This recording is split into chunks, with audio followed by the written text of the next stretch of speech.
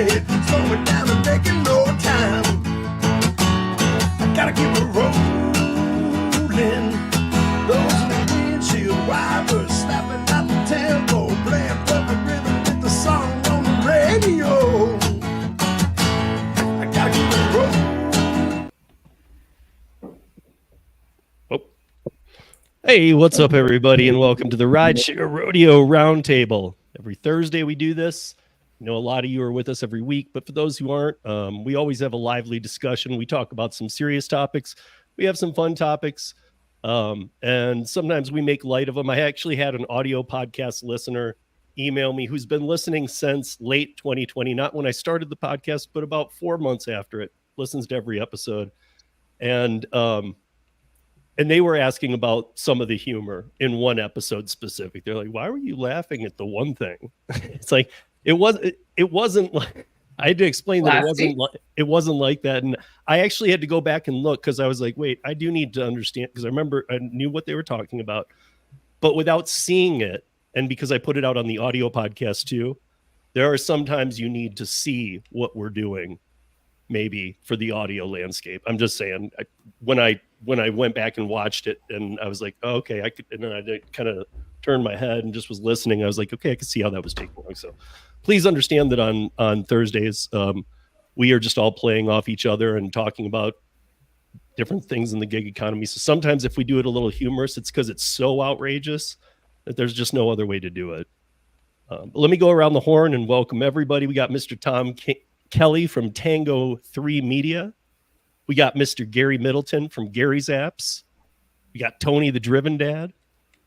We got Bud Soda. We got Dana from Boston, which is going to be a topic here tonight too. And in the middle, we have Cheyenne, Gig Work Mama. She is the coordinator tonight, I guess, so we put her in the middle. But you guys, before we get into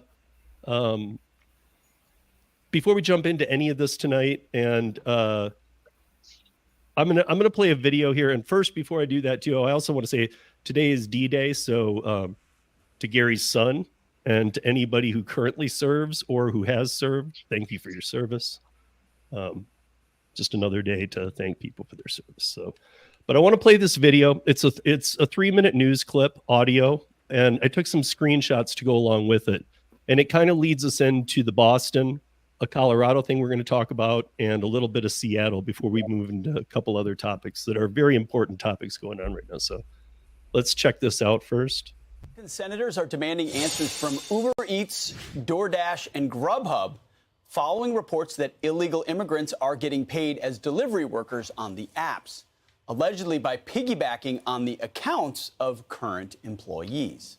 But each company is pushing back on the accusations. Grubhub saying, quote, account sharing is completely unacceptable on Grubhub and will result in immediate termination. Uber adds, all couriers who deliver with Uber are required to hold a valid right to work in the U.S., pass a criminal background check, and be over the age of 18.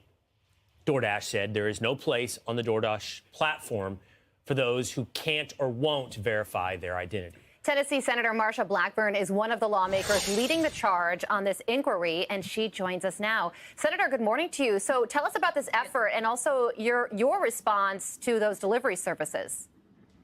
Yes, indeed. One of the things that has concerned us is that you have those that have illegally entered the country who are beginning to piggyback on these accounts.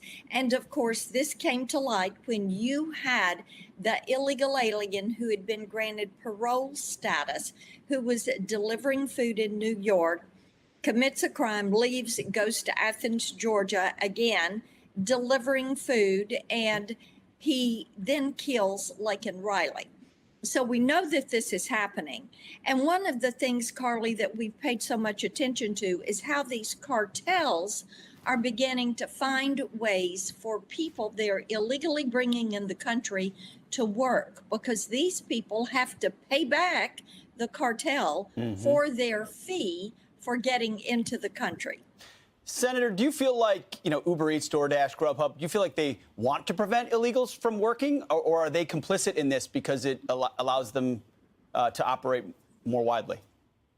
Yeah, Pete, one of the things we're trying to find out is exactly what is happening and what is their participation, and have them exercise that authority that they have, that contract with anyone who is working for them. Now, if they are turning a blind eye to this and they are allowing people who have not been vetted, who are not of proper age, to be out there working on someone else's app, then they've got to clean this up. The other thing too is we do not want consumers to have people coming to their door, making deliveries many times late at night, and giving them the opportunity, someone illegally in the country, the opportunity to case people or to watch or to cause harm to American citizens. Well, I do know, because I live in Texas, it doesn't seem quite the same. I don't know what it's like in Tennessee. Pete and Senator Blackburn can address that. But if you're ever in New York City, it is blatantly obvious what's going on with these delivery services and how it's staffed by illegal immigrants. So that's the illegal immigrants part. Then there's the illegal account holders part. And then I think we segue into what's happening in Boston right now, and not just the legislation in Massachusetts that's trying to force everybody to be W-2, but also what's going on in Boston, especially now in the bigger cities around these. If you saw that big group of motorcycles, that's the storage facility in New York for the migrant centers. That's how many they use per day in New York that they're giving for free. So I don't know, Dana, what do you got? Because I've been reading all about this Boston thing. I did a piece on the audio podcast this week. What is your take on this Boston mayor, Michelle Wu, and this like crackdown on the at least start with the motorcycle part. If you know much about it, like all the expired tags, we see that in all the migrant cities, we see that. Yeah. On the cars, on everything. It doesn't have to just be a motorcycle, but on the mopeds and motorcycles and e-bikes and stuff, it appears like there's not even registration. It's not expired. It's just not even there. Yeah. Well, in Massachusetts, we have kind of like a finicky rule as far as how they register those mopeds and stuff like that. But there has to be like a registration sticker on it. But it all started with actually the police commissioner in Boston wanting to crack down really on the way they're operating on the road. Not just expired tags or just unregistered, scooters and motorcycles and mopeds, but also just how they're driving on the roads and putting everybody at risk. So that's how it started. And then, of course, the mayor got behind it because I'm sure in other parts of the country as well, but Boston, all over Massachusetts, a lot of cities are facing kind of like trying to find ways to raise some revenue, and by cracking down specifically on a lot of these like drivers that are using the mopeds and stuff, this is a way for them to generate more revenue. Really, I think that's probably what it really comes down to as far as why they're cracking down on this specifically, because they know for a fact they can raise a bunch of revenue from issuing citations, which is essentially is what they're going to be doing. They've already made that clear that they're going to be issuing tickets. And then depending on certain statuses of whether the person may have been an illegal immigrant or riding those motorized vehicles without a proper license or whatever, they can also be criminally charged in addition to any monetary citations they get. Okay. Somebody's got a negative.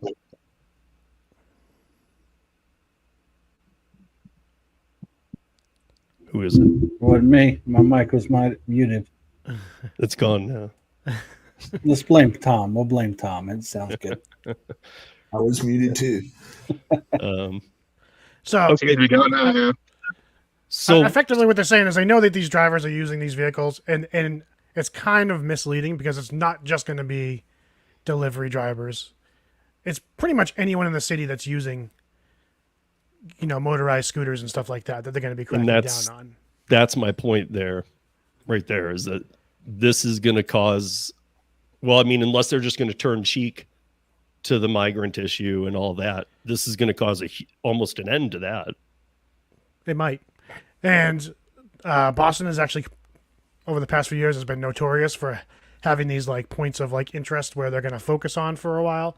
So like last year, it was bicyclists, and they were issuing citations to people on bicycles that weren't following the rules of the road. So all of a sudden, all over Boston, bicycles were like running stop signs or going through red lights, and they were getting pulled over by police and getting tickets. And they were like, "Whoa, what is this?" And the city was saying all along they were going to be issuing citations. It's kind of like they're doing the same sort of messaging around the motorized scooters and stuff now too. Just saying they're going to be amping up, cracking down on not following the policies in the city. Yeah, I think they should. I think it's crazy that a lot of states don't actually require like e-scooters to have a motorcycle license. Some of those scooters go 50 miles an hour. Yeah. Scooters, yeah.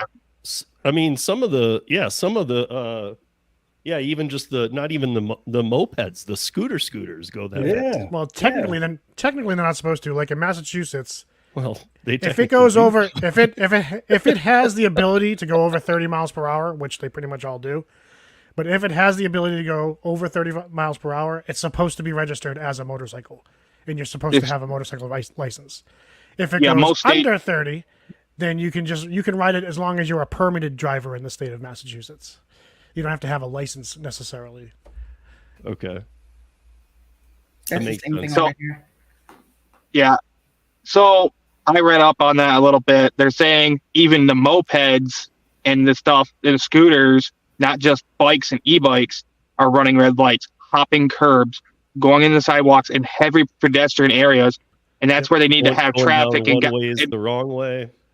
And they need to have, people actually at the intersections where it's been noted to be a problem and enforcing it. They have traffic divisions in police departments, I know, and actually enforce the rules, because it seems like they're more focused on the revenue versus the safety, at least as far as around even here, but we just mostly have cars. But as far as that goes, that would also help eliminate some of the people that are out that shouldn't be on these falsified accounts and stuff. And then as far as that goes, that is even a problem here. They can't get on this military base, but they're taking a lot of orders elsewhere. I'm finally seeing it where I am. So to stick your head in the sand and say this is not a problem is ignorant. This is a real problem.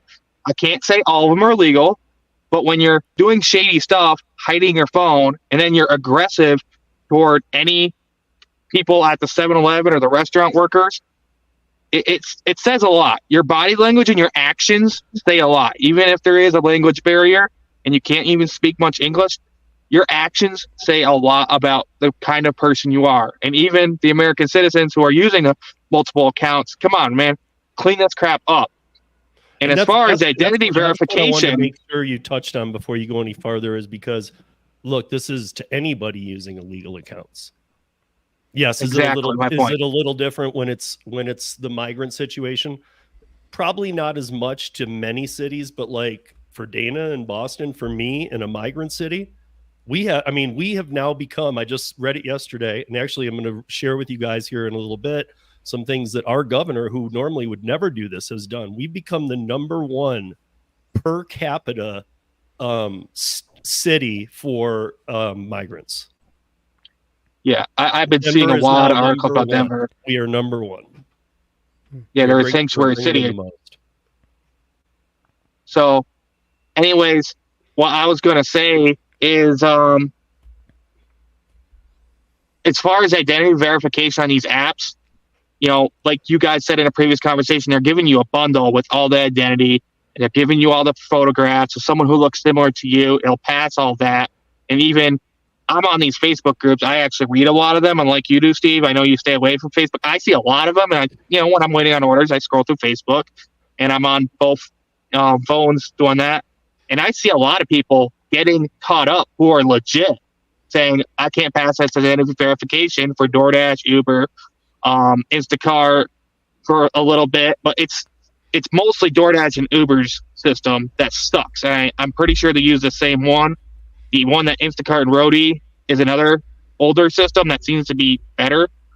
But innocent people who are legitimate get caught up in this, and they got no recourse because when they do, they contact support. I got lucky and got a real person to actually manually do my identification, but most of the time, all they do is keep pushing it through the auto AI.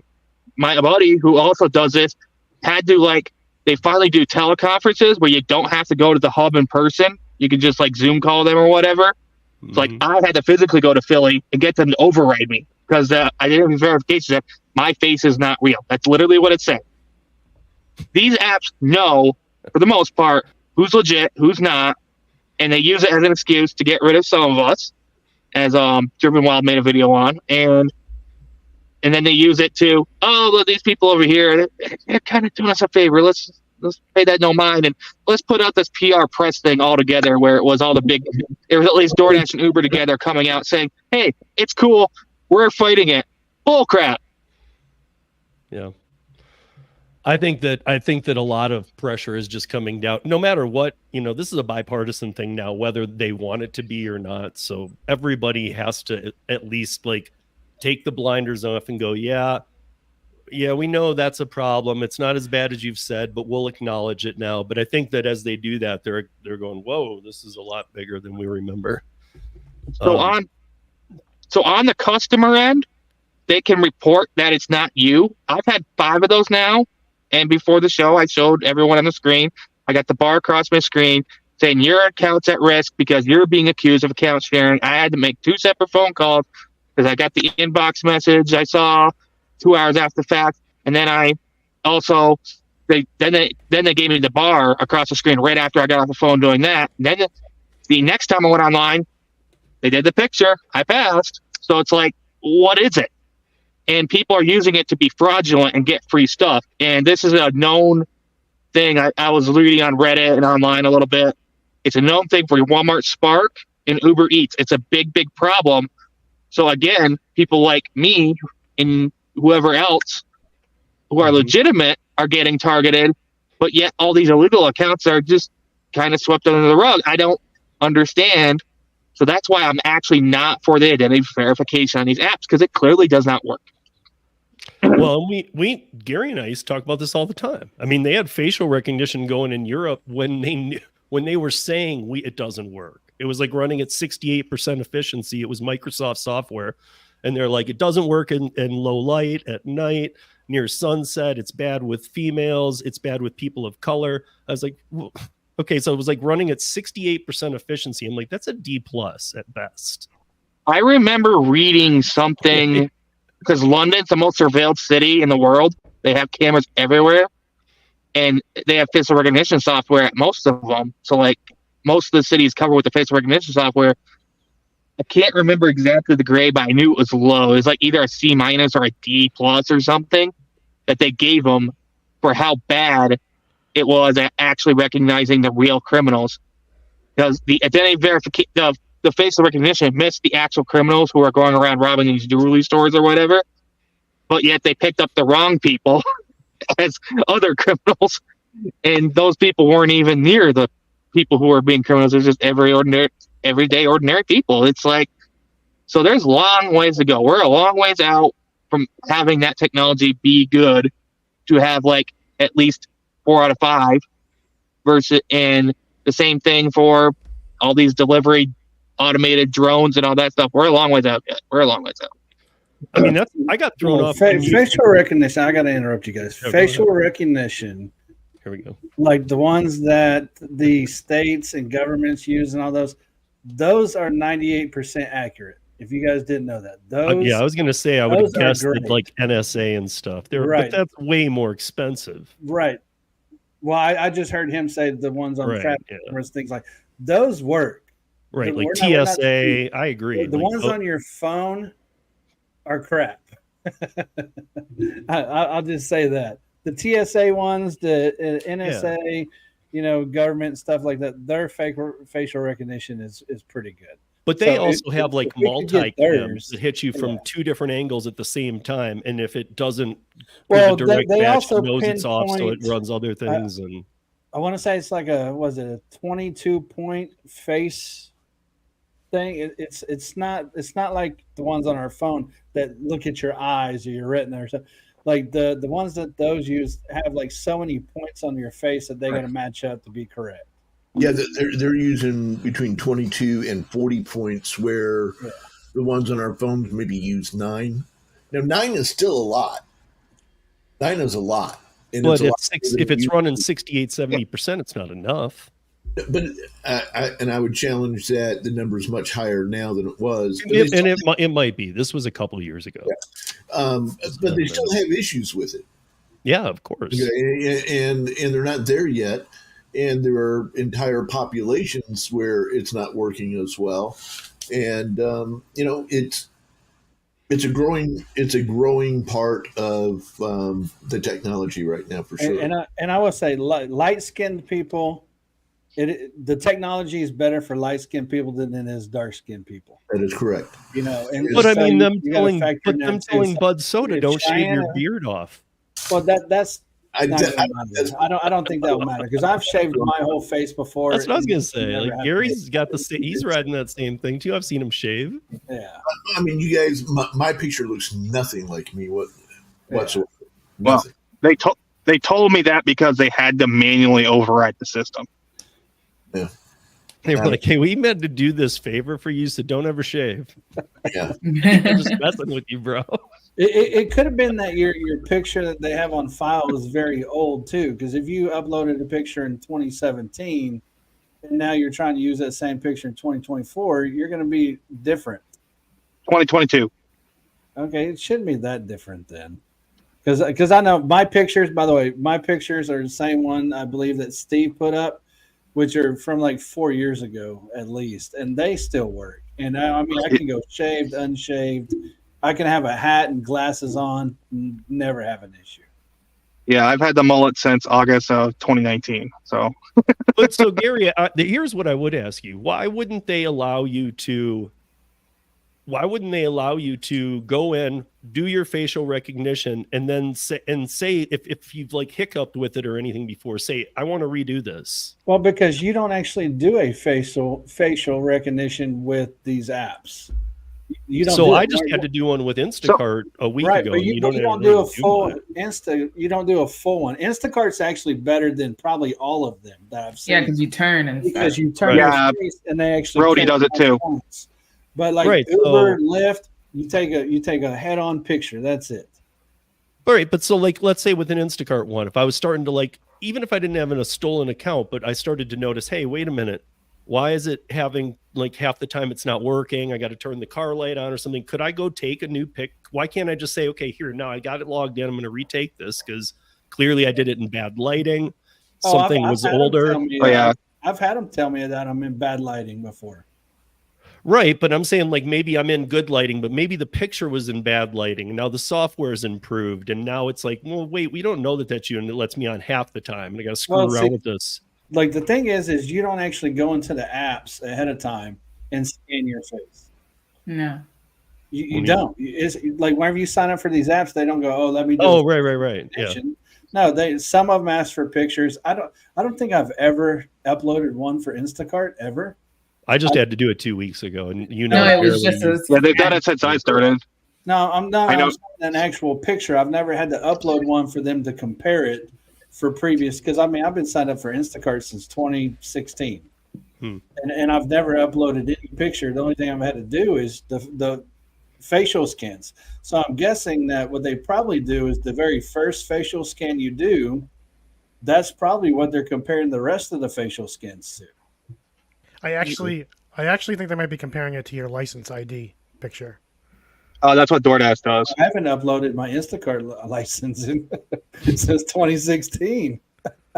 When DoorDash comes up and they make you prove with your actual ID, and then they compare it against that. And my problem with my ID, like even if you do update it, there's also still problems.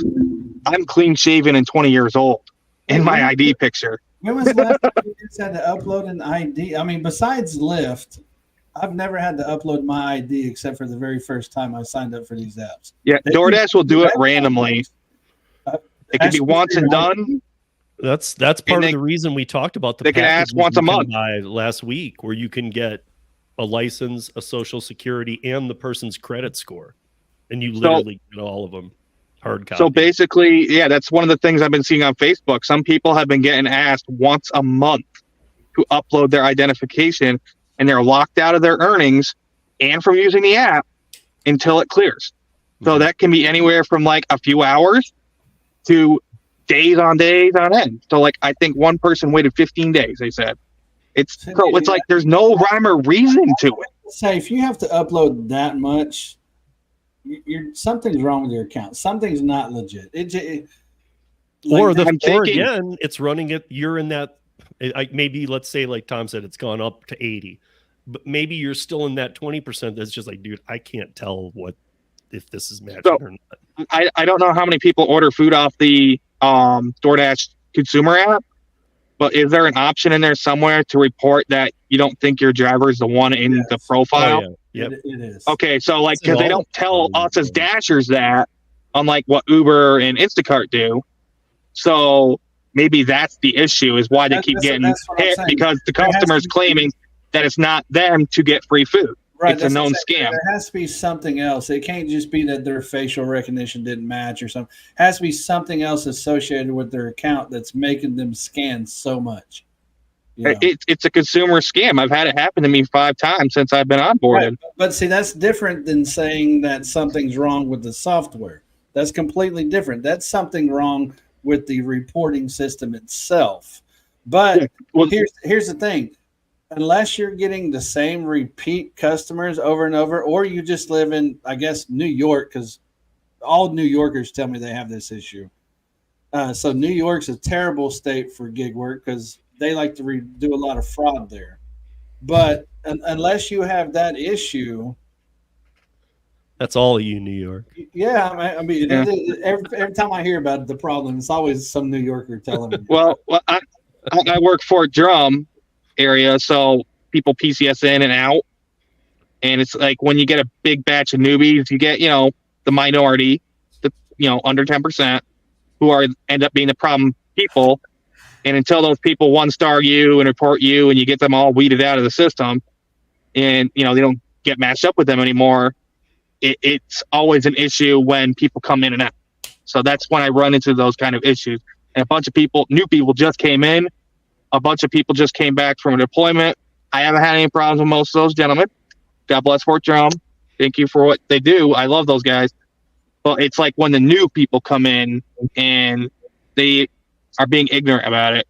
It's always the ones who you find out that it was all base bait, kind of thing.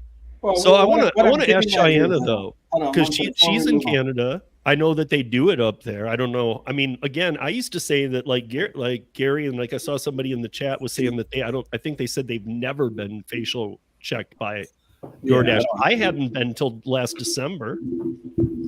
But I mean, I do barely use it, but now I use it like once or twice a week for like scheduled shifts. And when I do, it's like from December, January, February, it was like every other time it was checking me. Now it's not checking me as much. Yeah, but that's because you went from not using it at all to using it very frequently. Yeah. And so Okay, so so if I use it 4 times, I could be like, now it's good, man. Here, take my account. yeah, you might be able to until the facial recognition stops. I mean, but again, that's not an issue with the software. Right.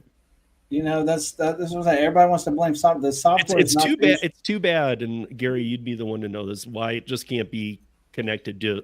And I wouldn't want it to be Checker, but for example, Checker has a real facial recognition that they submit to the apps. The apps can then square it up, but it's listed once, and you can always go in and check, just like your Checker review. You know what I mean? Like go to the Checker website and say, hey, and like check your face. And if it says, no, it's not you. And you're like, okay, I got to fix this. No, You do it I just think like that the Checker. first time you sign up for an app, they should do like Instacart, get a full facial profile from you, match that facial profile to your driver's license, and then they can continue on from that facial profile that you originally took onward, and it'll come up, I'd say probably 95% or better all the time. Right. Well, Yeah, I get it on Instacart and Uber. DoorDash. For how I never long? get the facial. Well, so Instacart, I would say once a month, once every 2 months. No, but I mean, for how long has it been out? Or how long ago did you have to do like this? Since like always. I've always had to do facial recognition on there we go again. Instacart for sure, 100%. Whenever, especially Instacart, whenever I'm not on it for like, let's say, you know, a few weeks or whatever, when I go back on it, right when I sign on, they're like, okay, facial rec. And I'm like, okay, here we go. Like turn your face and everything. Uber. How often does it fail? It never failed for me for Instacart. Uber and Instacart do it multiple times a day in my market. John, so you live in New York, though. Yeah, it's like the norm, though. Like everyone says they have it. So, like, I talk to other people, you know. You can't condemn the whole state, man. That's a huge state. Yeah, Uber Can't do it, dude. I verifies me. They do twice a day on me on Uber. Twice I know a day Uber. on Uber? I've had it 8 times. But let's be specific. That's probably more because Tony does rideshare. Well, that's what I'm saying. That's probably because passengers are trying to report something, or you know, it's not my dasher, it's not the one that matches the profile. Tony looks sketch, or whatever. Or the passenger who's about to. I've always thought things like this. Even the passenger who's now summoned Tony to come pick them up, and he's on the way. Their last ride, they had an encounter and had to report something. Right. Yeah, that's what I'm saying. Okay, let's make sure Tony's Tony because this passenger had a bad experience. But then in my mind, it's like do it every time or do it every half hour. I don't think the problem's in the software. I think the problem's with their reporting system. Yeah. So I think it's just randomized on Uber. To the airport, it's so ridiculous. I'll go to the airport and then you can't rematch because they're like, "Oh, identify," and they wait till you get moving to do it. See, that's when you should call them. And be like, yeah, really? they do that a you lot. don't know I'm me, but you just let me drive somebody to the airport. Uber is always while you're driving. Oh yeah, they love to do it. We're going to get to that in 1 second. And then they tell you to pull over. Pull over so you can take a picture. And then I want to say hi to the chat, but also in the chat, I do see that Go Gigit is in here. By the way, Dana, he is also in Boston. I don't know if you saw that, but he's in the chat, and he's in Massachusetts as well, and he's speaking on some things. But I do want to move into this because this is pretty cool. This happened yesterday. Most of us know her, even if you weren't here. You probably were aware that we did the town hall last year here in Denver with Stephanie Vigil and her bill SB 2435 got. It didn't get passed, but she is a House of Representatives seat holder from Colorado Springs district, and we got a senator to come to the town hall as well as many gig workers, and that was the person she was not syncing up with. Well, we all met her, we all talked to her. Stephanie definitely leans a different way than many people I know on a lot of topics, but it's odd because for somebody that I'm just telling Tony this, for somebody that has her passion on a lot of topics, she really is right up our alley with what she wants. And yesterday, Jared Polis, our governor, signed, and this is the same guy who him and Mayor Mike Johnston have been letting all the migrant situation happen. But Governor Jared Polis signed 2 bills into law yesterday. They are Colorado Senate Bill SB 24075. So it's got SB 24 and then just a different extension than Stephanie's original bill. This was brought to the floor by Stephanie. It had support, but it's usually brought by a senator. It was brought by her.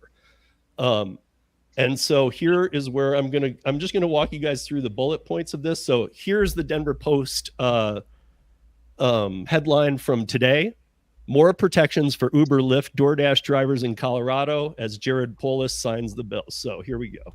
More transparency is coming for Colorado delivery and ride-hail drivers. Governor Jared Polis this week signed 2 bills into law that will mandate more extensive disclosures of ride details for drivers on platforms such as Uber, Lyft, and Doordash. SB 24075, dubbed the Transportation Network Transparency Bill, mandates ride-hailing companies divulge how much of the ride's cost will go to the company versus the driver. The bill also makes sure drivers know the destination and expected compensation for the ride before they accept it. Lawmakers also sought to address driver deactivations, which advocates and drivers have said can be arbitrary and unexplained. And this is a side note here, is that studies have shown that immigrants and people of color are far more likely to be booted from their jobs. So there we go again with that might be facial recognition, who knows, but there we go. That's always the disclaimer. Women, night, day, morning, men, people of color, people who swim. It's like, why don't you just say everybody? Because it really, I have this feeling you don't know. But anyway, the state, as part of the bill, will certify a driver support organization. Sounds unionish to me. I have not got to the bottom of this, but I will say at this point, next week on the podcast, I do have Stephanie Vigil. She is my guest, and we're going to go through the whole thing. So it's gonna be good. Check it out. Last year, the deactivation language that she had in the first bill prompted significant pushback from ride-hailing companies and sexual abuse advocacy organizations. Now, the companies had to be in with pulling them in because the argument was that the law could force companies to reinstate dangerous drivers. Really? Hold on a second, guys. Because, I mean, come on. That is literally the ride-hail companies just going, we got nothing else, man. Just say that it might put sex predators back on the platform. Because that should be more than easy to go, wait, no, he's out. He doesn't get a recertification. That was a sex assault, or until that is heard in court. But that's what got it to stop. That's what got a couple of the other people behind it to push down. The 2023 bill would have created a state-run review board to oversee cases in which companies booted drivers following complaints. So I do like that part, that it's not state-run. So I don't know what this driver support organization is, though. It sounds unionish, and I did not have time to dive in too far. HB 241129, titled The Protections for Delivery Network Company Drivers Bill. That's the other one he signed into law, but it doesn't have as much. So seeks similar issues of the delivery driver side. Drivers will also see a new internal deactivation challenge procedure on their apps, which will help them get reconsidered meetings for a review. The bill will give drivers at least a minute to decide whether they want to accept a delivery task or not. I already thought it was a minute. Sometimes it's not, but I already thought 30 seconds. Whatever. So depends on your market. To me, I'm more concerned. Why wasn't that in the rideshare part? Rideshare is 6 to 8 seconds, depending. Right, so rideshare 3 seconds, but we won't talk about it. But hey, we're going to make sure that they give you a minute on those orders. Plus, we have more information to analyze now, so it's like let's give less time. But my question. Let me just finish through this. The bill. So delivery app. This is Stephanie's quote here. Delivery apps have made big promises to Coloradans, including flexibility for workers and more choices for consumers. But too often, hidden algorithms interfere with the worker autonomy that drivers in this industry so highly value.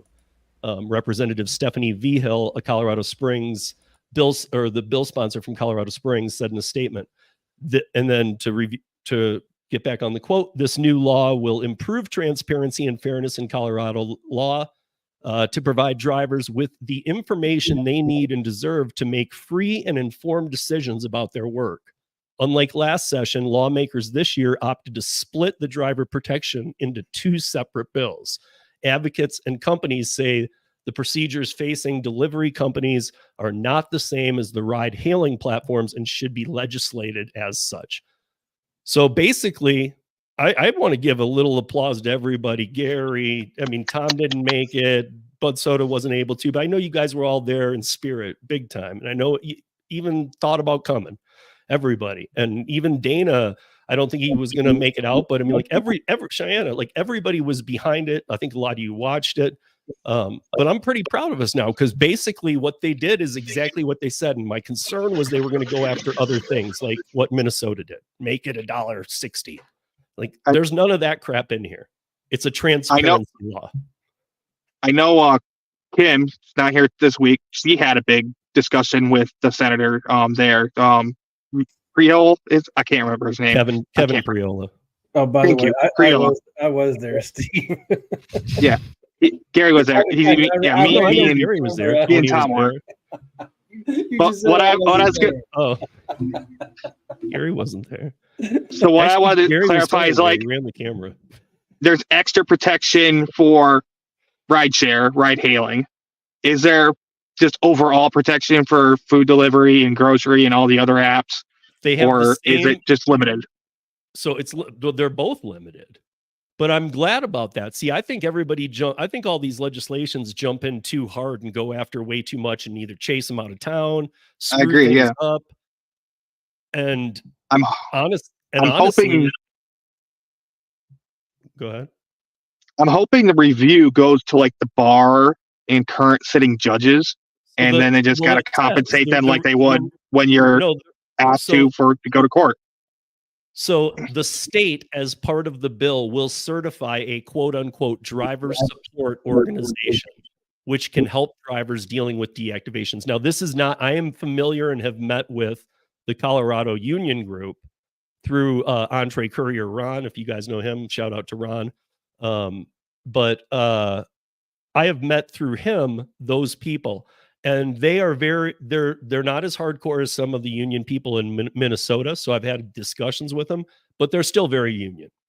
They still want to see things eventually go union. If you guys have ever been pitched by unions, like Dana's probably been around union crap more than anybody. Massachusetts, I was having Mike Harubi explain it to me, and he lives in Massachusetts too. And he's like, this is the toughest state to understand it. And like, he's like, a proposal on a bill can have like 11 choices, and really there's only 2. But there's 11 options to pick those 2. Not the CFW over here, the Commercial Food Workers Union. They're really after Wegmans over here, which can affect us because they are on the catering side. So it could be really bad news if they get their tentacles deep in. And as far as everything else is, I don't want unions. I think they should just pick independent people who have the legal knowledge to do this. So just like you have to pick a special lawyer, you can't have just a normal public defender because it's too high profile. Or even if they're just overwhelmed, what is that word called? Where they have to like grab just a normal lawyer or a judge or whatever to help with someone's case. I think they should just do that per se. I think that is. I don't know what they call it in Colorado. I think they call it per se here. So if they just do that, is that what you're talking about? It's not public defender. If they pick an actual lawyer, like just one who runs a normal practice, and they give them a straight rate.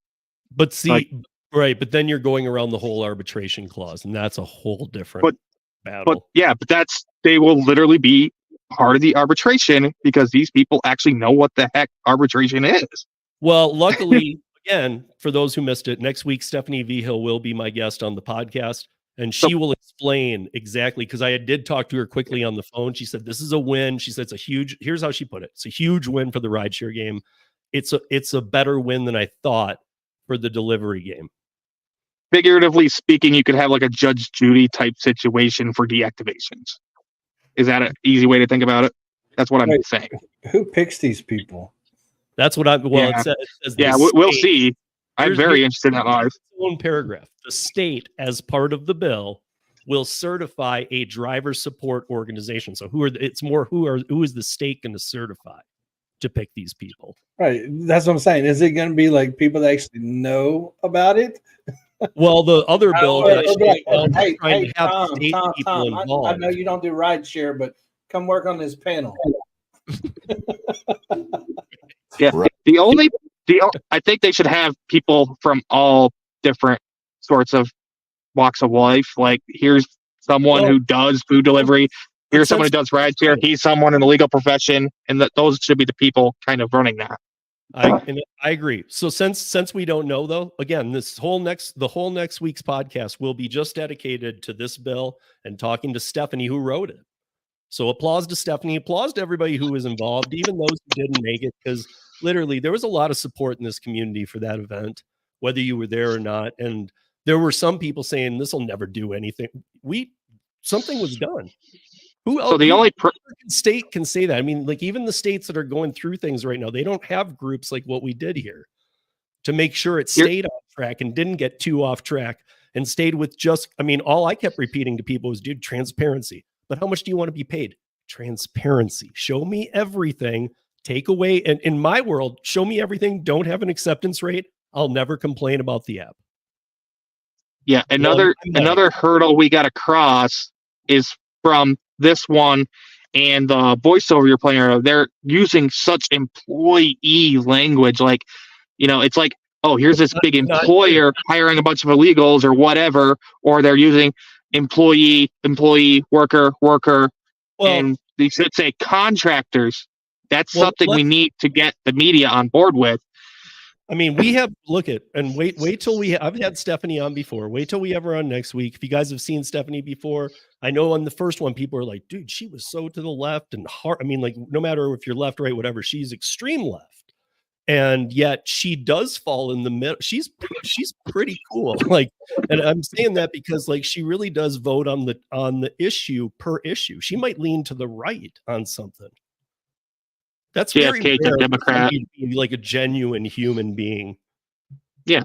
Let's have her on. She'll describe that more to us because obviously I just wanted to bring it up as like, look at that win. That's a huge win. Steve, that's transparency on both sides, right? Yep. And customer gets the same thing on the bill in the app that the driver gets. You will see you'll see line items deducted by the apps. They can't even just put a total anymore.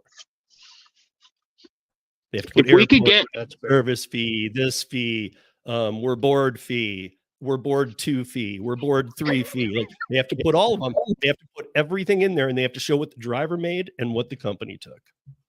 If we could get it to where that happens in this blue state of all states, and all of a sudden the other blue and purple states, so like think of the swing states in the elections. Well, so they can look at this and they can be like, wait, we did the wrong thing. Look at this legislation over here, and hopefully it causes a domino.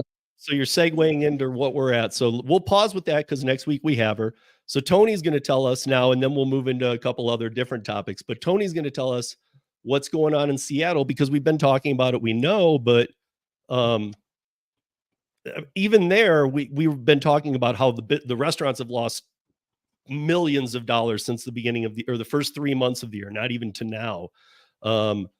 Order volume is down to 60% year to year in just the city of Seattle. Restaurant prices are up, delivery fees, the $4.99, everything. So Tony, what do we got to know? Because everybody that wanted it, it's different than the other states. Everybody that wanted it, everybody now wants it gone. And now they want it gone in different ways. But what did you take away from that article? I took away a couple things, like DoorDash and Uber is mainly calling out for DoorDash because they got a comment from Tony about it, and not Dara. Right, but it was basically based. I mean, a lot of it focuses on Uber Eats and DoorDash. Yeah, but I feel like there's more leaning on the DoorDash side of things because Uber is also doing the rideshare law, but basically they raised the rate way too high, and then on top of that, DoorDash was like, "Oh, well, we're gonna charge you guys since you voted for this $5 per order, basically." In addition to whatever the other cost is. And then I think the restaurants also had to increase the prices. And so it's just a giant increase of inflation prices in addition to regular inflation. So people aren't ordering. They'll just, I'm assuming, go pick it up themselves or just work directly with delivery workers. Yeah, I don't know, Tony, if you heard me. I don't know if you heard me say before you go any further about the chicken kebab from whatever it's called. It starts with a W. Now I'm drawing a blank. There's 3 of them in Seattle. They're $9 in the restaurant per skewer of this whatever the chicken thing is. This is pre-fees, this is pre-tax, this is pre-tip, and this is pre-delivery fee. All 4 of them. But they're $19 per on DoorDash. So they're 205.8% for just the items. So if you went in and bought 5, you would leave for $45. If you buy 5 on DoorDash, you're going to pay what? $95 plus fees, plus delivery fee, plus taxes, plus tip. So you're gonna be paying about $125-$130 instead of $45. That's pretty huge. 200%, basically. That is insane. And the $5 city fee for Seattle. Sorry. So I know in Minneapolis, in Minnesota is having similar issues, and they want to back down from what they were doing. I was just reading, like, it came up as I was sitting waiting on an order today. So I think a lot of these places, and New York City included, they're looking at this legislation that they're trying to push, or they did pass, and be like, this isn't working, and no one likes it. Like, nobody. The apps don't like it. The drivers don't like it. The customers don't like it. Restaurants don't like it. It's like, what the heck were they thinking? Because unlike Stephanie, these people don't do that. They didn't get the input from most of the people on the ground. They only got the input from like the very limited minority who are screaming, "I'm making $8 an hour. We got to raise to $12 an hour in very expensive cities like Seattle and New York City." So it's like, what's the difference? It's like you can't even live on that. And then the people who were doing great, all of a sudden they're not. They're making 20s at best in these cities that are super expensive to live. You may as well go work at the McDonald's that's hiring for $22 an hour. Mm-hmm. Yeah, if you can, because it's automated. But I found it kind of interesting that we'll do $18.82 or whatever it is. Yeah, I was gonna pull it up just so I can be with you here. Yeah. And so they're gonna basically what why? Tony's saying is the old standard that the city council passed, which is just failing across the board, is that for active time you would be paid $26.40 per hour. The companies have said they will remove the $4.99 regulatory fee from the orders that they literally put as a line item to the customers. They will remove that if the hourly fee is reduced to $19.97. Yeah, well, and it's just insane because at the bottom it's like the state is adding a fee as well. It's like 10 cents per order to fund some like committee, like what apparently is going to be put together here in Colorado. Which that's why I want to know how are they going to pay for this in Colorado? Because it's less than 10 cents or less is not like $5 per order. 10 cents is like a line item on your phone bill. To me, though, it's hypocritical, though. You know, fair enough. You can't add a fee, but we can. Yeah, and here's the thing, so that we can we've spent so much time on just the legislation part. I want to get to a couple other things, but here is the thing about that I think anyway. Everybody can please jump in on this one. $26.40 per active time. That they're saying they're willing to go down to $19.97. If that happens, they'll remove the $5 regulatory fee on each order. We all, I think, can go by some people in some rural markets, maybe you can get 3 done. But in a city like Seattle, I've been there many times, I don't see how you could do more than 2 dashes in an active hour. I don't think that would be possible. How are they going to do this with tips, though? You know, but here's what I really want to point out. So if they're willing to do $19.97, okay, so that basically means that they are saying, like, listen, come down almost $7 on the active time part, and we'll remove the $5. Here's what I think. They'll remove the $5 on the 2 orders per hour. That loses them 10. And so now they're paying 7 less for the active hour, and they're going to add 5 to 10 more anyway in fees. Yeah, well, and they're going to bring it right back up to where it was. Well, they're going to hide at least $3 somewhere, because that's where they're losing. There was no information given in that article about how they're handling tips. Is this 19 something an hour pre-tips? That's yes. That it's like a Prop 22, Tony. It's like it's for the active time. Take the tips out. That's where Stephanie spills. Go ahead. I was just gonna say that as long as it's not that, because then if it did include the tips, it would be kind of No, like it doesn't. what old It doesn't DoorDash include the was. tips. It's like an earn by time. I mean, but That's in where my opinion, it's like an earn by time too. They're going to find ways to manipulate it and say, "Hey, listen, man, sorry you only made that. Well, my 2 orders only had $1 tip. Yeah, I know. Like somehow the they're just going to algorithm will balance it, so you're send just not I mean, look, guys, this algorithmic gain is no joke. I think that's where Stephanie Bill shines, because she had the foresight to say, hey, you have to be transparent with what that fee is for, what's going to the driver, what's keeping the company, and why you charge those things versus these other muck messes like you were talking about in Seattle, New York City, and Minneapolis and Minnesota. So, I think that if you're actually just transparent, okay, we're charging $3 for this, we're charging $5 for this. This is just our straight up delivery fee.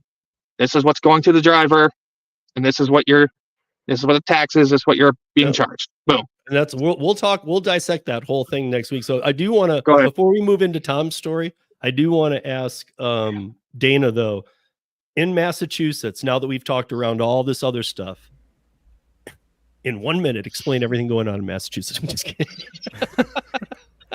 No, but Dana, if you could just in a quick breakdown, like your opinion of now compared to these other crazy things going on, what is your opinion? Because Dana, by the way, guys, I know many of you know Dana from being on this podcast or maybe even from his or whatever, but he's been on here a number of times.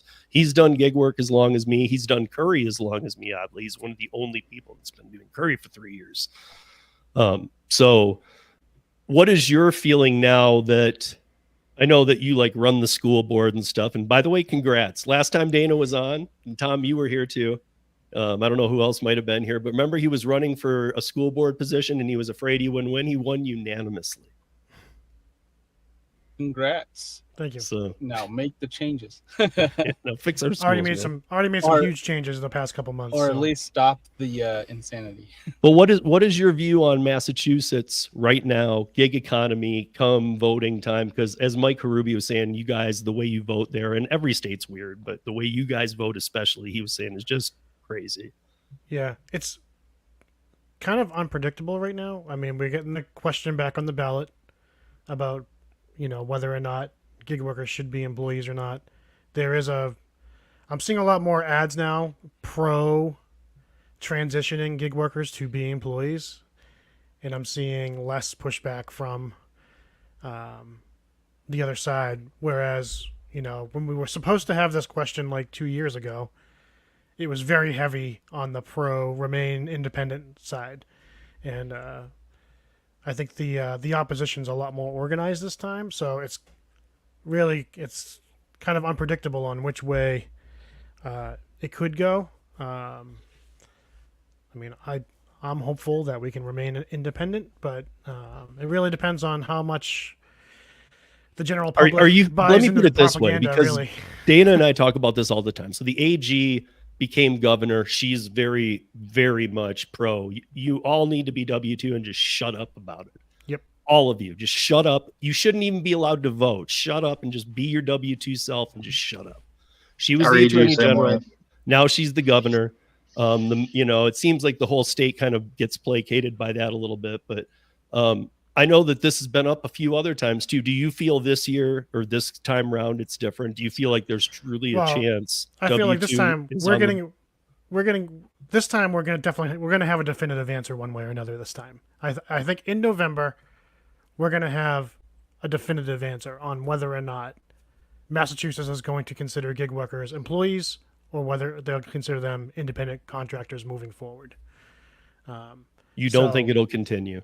I think November is going to answer that question, and I think whatever the voters decide on the ballot question, that's the way that the legislature is going to reframe the law. Mm-hmm.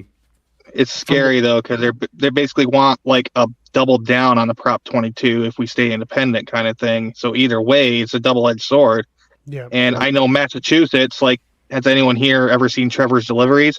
Dude, I know the market over there is golden. Like, there's really fire money to be made, and that could just come to a screeching halt. So you get like an awesome market like the Greater Boston market, and they're going to take and just yeah, we don't care. We're just going to take a wrecking ball to it. And that's the ignorance on their part. They don't understand that. It's like we could literally just show them one of Trevor's videos where he goes on in one of these crazy challenges. And it's like, dude, there's money to be made out here. Please leave us alone. Leave us alone. Just leave us alone. And yeah, well, it comes just down put to in protection for us. If they think they're not getting their share, like they can say, yeah, these drivers are going out and making all this money. Well, we're not getting our share of it. They think they're not getting their I know. end of They it. want their ring the kissed. tax. I know. Yeah. So they Our think if governor, they're our AG, same W-2s, exact way. if they're W-2 employees, then they can get all the tax money they want out of it, basically.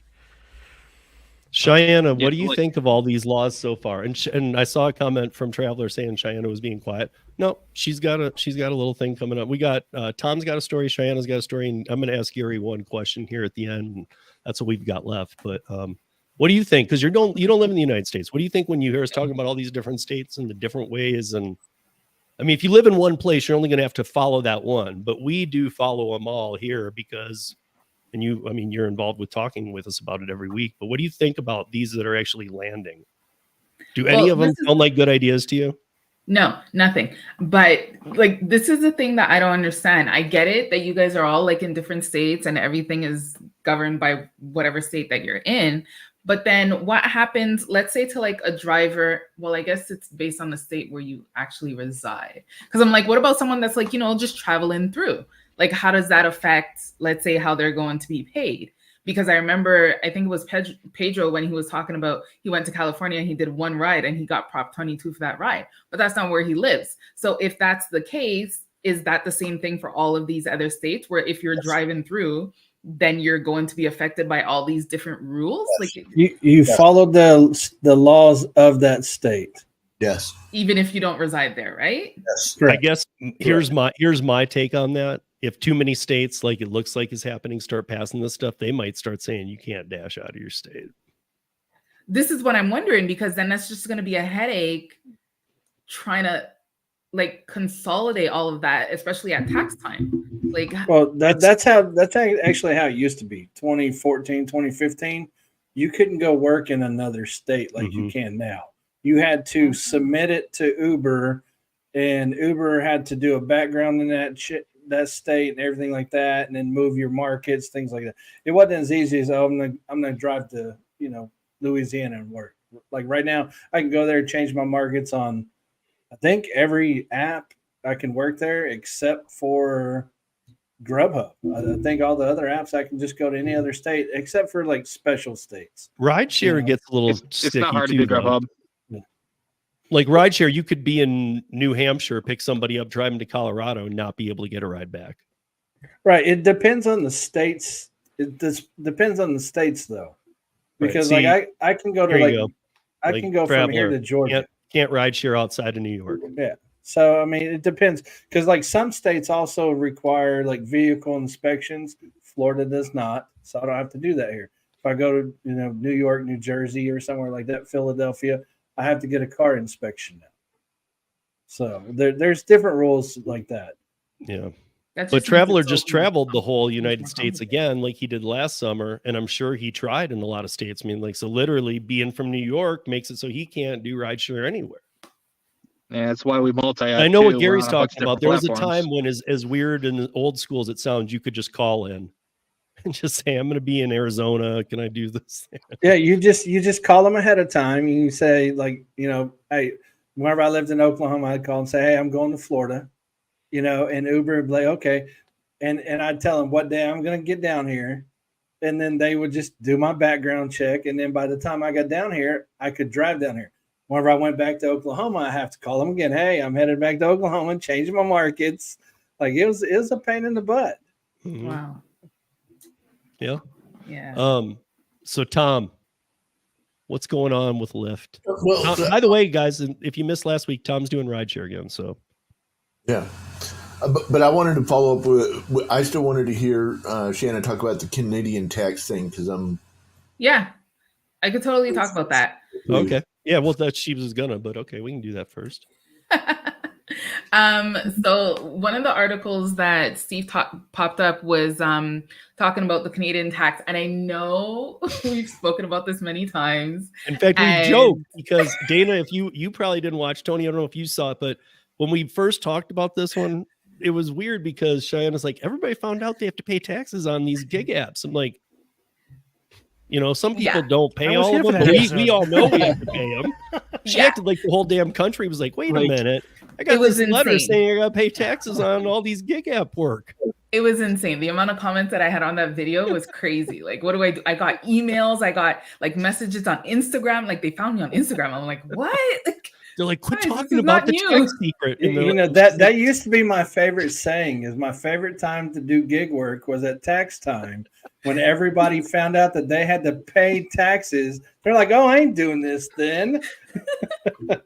Exactly. Right, but this year was the year that they really onboarded introduced here that you have to connect your.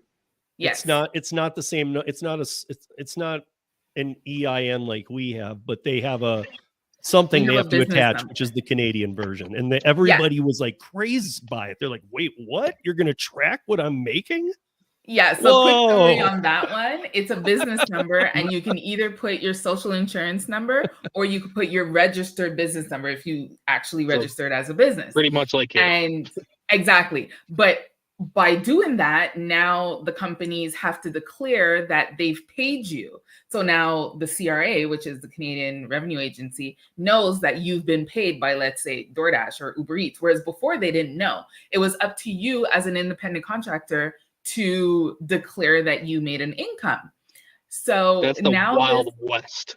It's insane. It's insane. And they actually mentioned that in this article, because our tax deadline for regular non-business people was April 30th. And if you own a business, it's supposed to be June 15th, but that falls on a weekend. So that made me crazy too. I was reading that and I'm like going, wait, what? Yeah, it's really complicated. And I also saw something about Valentine's Day. Is Valentine's Day coming up for you guys? No, it's February 14th. Good. Thank God. Yeah, no, that's the same. That's the same as everybody. I mean, they believe in St. Valentine on the same day as we do. Is that just a slap in our face? We'll celebrate in July, dude. That would be so weird. Yeah, but the thing with the tax deadline is that April 30th, it's the tax deadline for every regular person. However, if you own a business and you owe money to the CRA, your deadline for payment is April 30th. So explain to me how that really makes sense. Technically, you can file it until June 17th, but if you owe them money, you have to pay them by April 30th. So that's one thing that was... the same way it works in the U.S., though. Like, taxes are due when they're due. But if you don't pay, then you get penalties, even if you got an extension. Okay, yeah. Let me break that down. Why it might sound confusing to you because you don't. Well, not to me because I studied accounting. So yeah. To other people, it sounds crazy. Like what? That doesn't make no sense. Businesses are supposed to pay quarterly taxes, people. Yes. But to pay by that day, I'm just asking, do they up there? Do you guys I'm terrible about that. Quarterly up there too? So we do quarterly depending on your depending on the income that you have. So like, let's say you have a small business, you don't have to do quarterly. And also it depends on whether you claim GST or not. So that's like a whole other thing. If you make over a certain threshold, then you're supposed to claim the taxes and pay it back to the government. If you make under that threshold, then you don't claim GST. So you won't necessarily pay quarterly because you make such a small amount. Why is it more wild west with loopholes in a socialist country? It's not though. That's exactly the same how U.S. works. If you're gonna pay over $1,000 in taxes, you're supposed to file quarterly. Yeah. If you don't make that, then you can file at the end of the year. If you don't pay quarterly and you owe more than that at the end of the year, you now have to pay a late penalty tax because you didn't pay it throughout the year. It's the same. It's the same in both countries. Yeah. I imagine they just looked at the EU, Britain, and US and just emulated after our tax systems. The IRS is the most, Most likely. It's been like this for a while though. And like the filing like fees is like 10% and all that kind of stuff. None of that is new. But one thing that they mentioned in the article was that why it's important for us is that they were saying specifically a lot of people went to the gig economy and like rideshare and all that kind of stuff to make an extra income because they thought they didn't have to claim it. Right. So this goes right back That's to not that video Canadian that humor, I made. guys. This is for real. No, Again, yeah. A lot of Western countries are just catching up. But that's actually just the same as the U.S. because, I mean, like we know we have to file taxes, but what a lot of people didn't understand is like until recently, the gig companies didn't even have to report our income. Like if you got paid through PayPal or, you know, Cash App or something like that, they didn't have to claim any of that stuff because the companies under didn't a have certain to. threshold. Right, until recently. And I think it was like $20,000 or something like that. It was like 19,000 something. Yeah. Yeah, but now recently, if you have a garage sale, now over it's $600. $600. Yeah, if you get $600 on if any you have a garage platform, sale, you have to claim it. And Canada's Legos and some dirt. And Canada's actually just catching up faster than the other countries, honestly, to the U.S. rules. I mean, go ahead. It's just funny that many gig workers were working in the space. Yes. And that's what I took from the article. And they're like, wait, again, it was like a reminder of our conversation. Because I was like, wait, I did this because I don't want to pay taxes on it. Exactly. That's exactly. I mean, it's kind of an inside joke that this is a gig economy all over the West, and even in some second world, I'll call them. They're not quite third world, but they're not where we are. In those countries, they're having the same kind of issues, like Chile, those kind of places. Yeah, but those countries have, our dollar falls too, but those countries have like a monetary fall that is so dramatic. It's a lot different. I mean, because I've done a lot of production work down there. Their dollar, it's worth half its value every day. Yeah, so I know some of them have it stabilized, and some are like fall like the peso. That's it all balances well-known out. joke. I'm just saying that. So I mean, our currency just got devalued by probably over 30%, but that's another show. Yeah. I just think that it's the Wild West in some forms, and it seems like they're just like she said, they're just catching up with it. And I get in her accountant lingo. She's right on the money with that. So here's my question for you, Sean. Thank you. Do you think people will stop doing gig work now out there? I was wondering the same thing. And here's the funny thing. So first of all, when the new law came into place where the companies had to provide the payment info that they did to independent contractors to the CRA, there was a date. And everyone was like, oh, I'm not doing it. I'm like, well, it's up to you, whatever. And then some people were like, well, I can't wait until April 1st when everyone falls off, because it was like a 90-day grace period or whatever. And then after April 1st, you saw in the Facebook groups where people were like, so how many people are left? Like, how many people are not doing it anymore? And there were some people that said they can't get on. Like they can't get on. And I'm kind of with Gary. Like, will they say though, like, hey, this isn't worth it if I have to pay taxes on this? I was only doing this because it was barely making me anything. If I've got to pay the taxes, I'm done. So there were some people that mentioned that as well, because they were like, if we have to pay taxes, and like depending on which province you live in, your tax rate is really high. If they're in Quebec, I could completely understand that they're like, I don't want to do this anymore because our tax rate is ridiculously high. So I know some people that said, I don't want to do this anymore if I have to pay taxes on it. I'm like, well, you should have been paying taxes already. Like, I don't understand. I mean, do you know any gig workers who like literally called you and said, Cheyenne, did you see this thing that we got to pay taxes? So I don't know any personally, but I got a whole bunch of emails and messages on Instagram. But nobody knows directly. People real upset.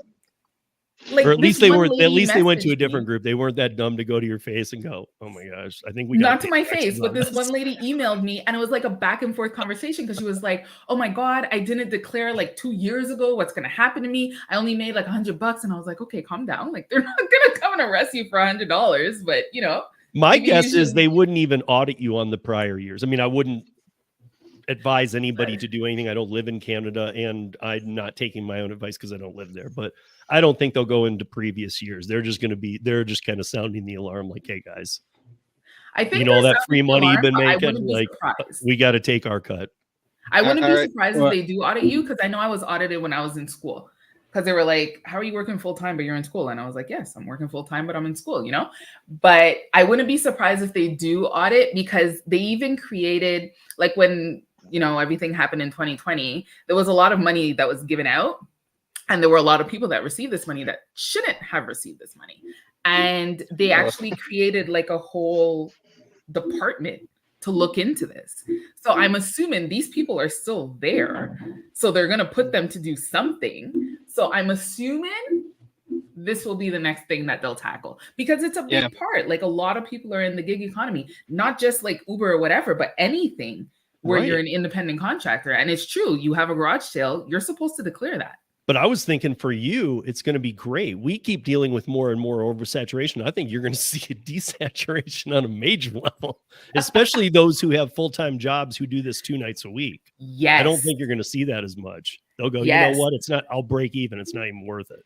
Exactly. Because that's the thing. You're taxed based on your income, right? So I know, let's say if, I don't know, my boyfriend was to do this, there is no way that he would do this. No way possible, because most of it would go towards taxes. So I think for someone that works full time at a decent job on top of that, it would not be worth it for them to do gig work. Do you guys get to claim any mileage or anything like we do? Yes. Yes. Okay. So we claim everything. Like I claim part of the office because I do YouTube videos. Like what do you get to claim on the mileage? So you even get more than we do, because they extremely we don't want to convert limit it here. What is it per kilometer? kilometer? No, we get to claim all of that. I claim my car washes because I'm like, I can't deliver in a dirty car. What's the write-off per kilometer? I don't remember. I use the software. Roughly. I use the software. Okay. I don't know. Okay. How many miles did you drive, and roughly what did you do last year? The same translation as leprechauns to unicorns. 70 cents per kilometer for the first 5,000 kilometers driven is what it says. Is that what it says? Wow. I know it's Canadian dollars. That's still incredible, because then it's 64 per kilometer driven after that. But everything's 8,000 miles. That's the thing. It's so funny. My son was doing a project today for math, and he's like, "Why is Canada so big?" And then you got to be like, well, 98% of the country nobody lives in. Nobody lives when there. They made the Earth flat. They smashed it, and it just went splat everywhere. Like seriously, nobody lives there. 64 sounds high, but also think about it. Like just the taxes alone, it's crazy here. It's so yeah. Let's let Tom say about Lyft. We're way over time. Yeah, I know. We're going to save it for next week. I'm just going to say this: Lyft might not totally suck right now. Yes, they do. Don't lie. We'll talk about it next week. It's like Canadian taxes, dude. Don't. We'll see. Okay, so Tom's gonna wait. It is a good Lyft story. It is a good Lyft story, you guys. So obviously we ran out of some time. Maybe Tom will open it next week with that one, because that one might take a little minute to get into too. So we will end with this one last thing though, because we just talked about it last week, and since we have Gary here, because Gary's probably the best to explain this to us. We were talking, or it was 2 weeks ago, and we had UDM on. We were talking about bots, and oddly, I think we found ourselves getting into a conversation I didn't think we'd really ever have on this roundtable. That people in the chat, other people were like, "Yeah, I'm pro bots," or some people were like, "I use bots," or at least even if they didn't, they weren't against it. And the story that I was reading was saying that this person who used to do well on Instacart was now paying for a bot service. The one had been shut down. So in a nutshell, the way it worked was you paid $400 and they got you a bot, and then every 1,200 you made, you have to pay 150 back to the bot company, but then you had to buy a new license. Is that new license another 400? Probably. Yeah. Okay, so they're taking $550 out of every 1,200 you make. Now you're probably making it a lot faster, and the person in the article said, I did really great on Instacart, now I do okay,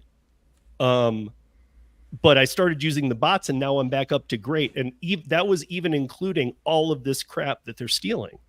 So I wanted Gary to see if he could explain how bots, like as simply as possible, but understandable, how bots actually work, And why so few of them get shut down, and for every one shut down, 3 more appear, but they're very rarely shut down anyway. Okay, the simplest way to explain a bot: you have 5 M&Ms. Cheyenne wants some of your M&Ms. Tom has a bot come over and steal your M&Ms before Cheyenne can even come get them from you. Well, what if I've got them like in a bottle in my hand? Doesn't matter. His bot's going to come get them. What if I have like China's out of luck? She can not have any M&Ms. How are the bots going to see? I guess my point is though, like, how are the bots grabbing the orders, Gary? The way, I mean, there's various definitions of bots. The bots, as far as the gig work goes, basically what you do is you give it your login credentials, your email, your password, your phone number, whatever. It gets the tokens like from your the apps. servers. No, not like my apps. Oh, very different. As I said, there's difference in them. Like the Spark bots, Instacart bots, things like that. You give them your email, your password. They log into your Instacart account, and they mimic your account. So like an Instacart bot, Instacart only allows one device signed in at a time. So if you do an Instacart bot, you're going to give it your credentials. It's going to log you out of the system and log into the system as you. Then it's going to query their server every 1 second to see if there's any new orders for you. If you've done Instacart, you know Instacart is a push system. It automatically pops up on your phone. So what they're doing is they're querying the server every second. Hey, is there any orders? Is there any orders? Is there any orders? And eventually orders pop up and it says, yes, here's some orders. And then it goes through, checks the price of the order. And it, if you set your filter to $100, let's say, it's going to grab that order for you instantly. So before it even gets sent to Cheyenne's phone, someone else has already got it. Okay, but so if I'm paying for the bot service, let's say I do have the ability to set some thresholds or whatever, it's grabbing them and it's saying, here you go, you have to take it. Well, it's grabbing them based off the parameter. Right, but I have to take it, obviously, because it grabbed it. It has to associate it to something. Assign it from right, but I mean, without that, I mean, it's literally been assigned to me. Right. It tells the server, hey, we'll use Cheyenne, for example. If she's using one, it's going to say, hey, Cheyenne is going to take this. So that means Tom, he might even see it pop up on his phone, and it's going to instantly go away. So he can be like, whoa, there was an order, now there's not an order. Right. So I could put it this way too. Like you set your parameters like you do on and if it's $6, it's going to auto accept it. Like that's how Wordell works. Difference.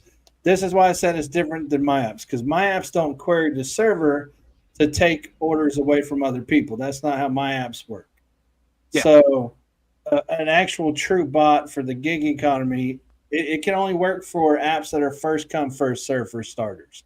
So it can't work on Doordash. It can't work on Uber direct it can orders. A little bit with those with the radars. It can. It cannot work on direct system orders. It can't work on Lyft unless it's a radar or reservations.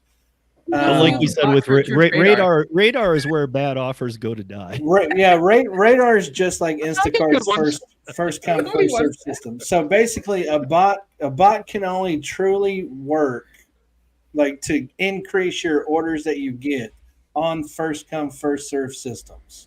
Instacart, Spark are the main 2 bots that people use. Amazon, Instacart, Spark, and Amazon are the 3 main bots that people buy, because those are first come first serve systems, and they're probably some of the easiest to get into. So yeah, I get like what you mean by that, and I find it hilarious, and Gary can attest to this. All these IG bots and the fake tech bots and whatever that post on and comment on all these Facebook threads, I'm always touting, hey, just go download Duh and Maximo. It's just make your life a lot easier for yourself. And these are the real thing, and it's tax write-off versus I don't know. Yeah, and that's here's what I don't understand this, because then people come back and they say, well, I don't know how I got hacked. Well, I mean, you go sign up for a bot service, you don't know who created it. For one, you're randomly sending money off to a Cash App or a PayPal, and you don't even know who created it. You know, if Yeah, if you I've can't seen- see a public face of someone that uses software, don't use their software. If I've they're seen going one- by And Ranger, I saw some of the on bot Discord, some of the yeah. bot companies actually need your username password. All of them do. All the actual And that's bots, like ridiculous, dude. yeah, all the actual bots have to use your account because, like I said, they log in as you. Is how they work. That's how they Right. actually work. They I guess log what I'm in saying is as you're you. not doing it through like some secure socket where they're not seeing it and it's encrypted. You have to give it to them. Well, yeah. Well, I mean, I don't want to say Well- it's not secure because I don't know because I haven't tested Sure. every software out Right. there. There might be some that aren't. Right, but I'm sure there are some that are. Typically, But how it works is they fool the system. They log into your account with your username, password, and then they get authorization tokens and refresh tokens. Using those two tokens and typically like a session ID or a device ID, something along those lines is how they work. They don't actually use your email and password except for to send it to the company to get the authorization requirements. And then once they have the authorization requirements, they can just pretend to be you all the time. So, especially like I know recently, and I say recently within the last year, there was one guy on Discord and he was selling his bot system for $1,000 a person.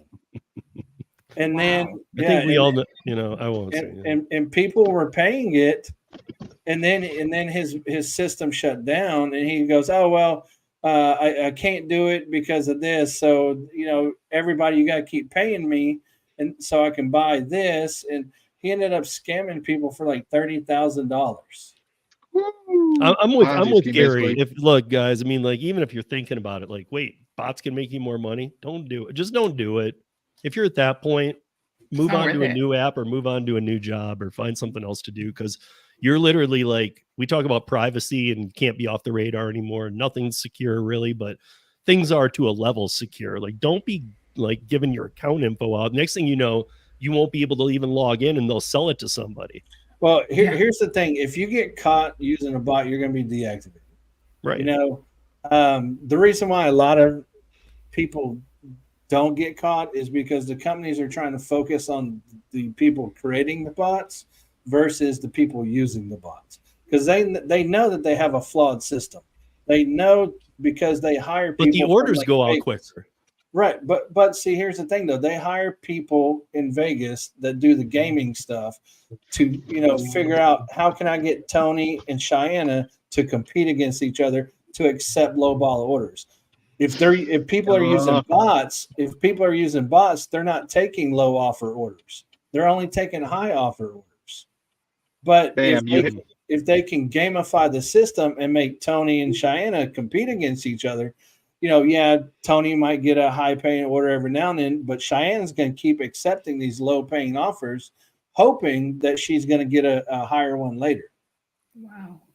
And so that's why they don't actually shut down people's accounts all the time unless it's blatant. They're trying to fix their own. You just described DoorDash's tier system to a T. Yeah. Oh, well, but the other thing, I'll tell you that right now. I mean, the other The thing question, too is that you'd have Gary- to. It gets complicated too. I'm sure Gary knows this, that because if they do want to deactivate you on that point alone, they have to prove that you're in bed with that company. Because otherwise, I mean, like, I could have a company, I could just be dishing you out orders, and you're like, dude, I didn't even do anything. Why am I getting all these? Right. And then Well, I shouldn't be penalized if I'm not involved with that. Right. Here's the thing, because if they shut down, if they deactivate Tony, suspicion of using a bot, but then all he did was log into a legit service like Gridwise, for example, to track his earnings. But then some other person's trying to mimic being Tony and steal orders, or Tony might not do Instacart anymore, and his information got leaked out somehow, and so now somebody else is using that account. Well, right, they're stealing his M&Ms from Gridwise. Right, exactly. So it might not be Tony. So do they want 10,000 people doing arbitration, which now costs the company even more money? Especially in Colorado. It's pretty freaking hilarious to me that like these apps partner with like Gridwise when it's a direct violation of their own TOS. Well, they don't actually partner with Gridwise. I'll tell you that right now. They don't. Everybody uses Argyle. Argyle does partner with some legit companies, and then some they just force their way in. Well, they advertise with them. I know that. Right. But I'm saying they don't all partner up. But it is a direct violation of their own terms of service. Even using, if you didn't notice, using Google Maps is a direct violation from all the gig apps terms of services. Every one of them. DoorDash usually literally uses Google Maps in app. Yeah, but it's against their terms of Because service. they know their app sucks. Yeah, it is actually against their own Uber terms of Maps service. sucks. Oh Now, my the God, the question, pins on Gary, Uber here are awful. The question I think- is, I if think- I get a Tesla bot, can I buy a bot to make my Tesla bot? Hey, you know what? You know what, Tony? Because like I know you got a Tesla, and you've asked me this before, and then Josh B, he got a Tesla recently too. So he's like, "Hey, I need navigation for my Tesla and everything." Tesla actually just recently released a developer's API so that I can actually use your credentials and connect to your Tesla. Can you drive it like a game now. from home? Actually, Full self-driving? You mean full Gary driving? Yeah, well, that's driving your car. that's Denver the thing. from Like Florida. one of the features is the API that I can use as a developer is I can call your car. I told Josh, I was like, yeah, I'm gonna call Josh's car from my house, and he goes, "How are you gonna charge it away?" I said, "That's not important. I'll just let it drive 400 miles towards my house and die." All right. I gotta say, guys, we've ran way over, but we had a lot of guests here tonight. I gotta run. I'm that we didn't get a Tom story, but we're gonna sign us out here. I will end it with this comment before Bud Soda leaves, because Ceci made one. Hi, Ceci. It's been a minute. She made one of the best comments. Thank you. Thank you. What was his name? Who had the flowing blonde? Fabio. Fabio. Right? Yeah, my hairdresser says the He's no same longer exact Bud thing, Soda. Ceci. He's Fabio. My hairdresser said, "Oh my God, your hair is so thick and luscious." I'm like, my hairline's still receding. It's just the thick and luscious part that's hiding it. So I gotta make an appointment with her. Right. Peace out, guys. So yeah, a quick plug here, you guys. Check out Rideshare Rodeo audio podcast. Check out Kim's Side Money Plans audio podcast. Check out Gig Economy podcast audio, and check out the new Mike Karubi podcast that I helped him set up, the Be My Own Boss audio podcast. All just start on Spotify. Mine's on all of them worldwide. Some are on, Kim's are on some, and on getting on more. Jason's are on a lot. Mike's is only on a few right now. But that's a wrap for the week. Thank you, panelists. Thank you, everyone, for watching live or on the replay. See you back here next week. And until then, be safe, earn smart, and do not be a dick. Peace, y'all. Have a good night. And she was just a baby.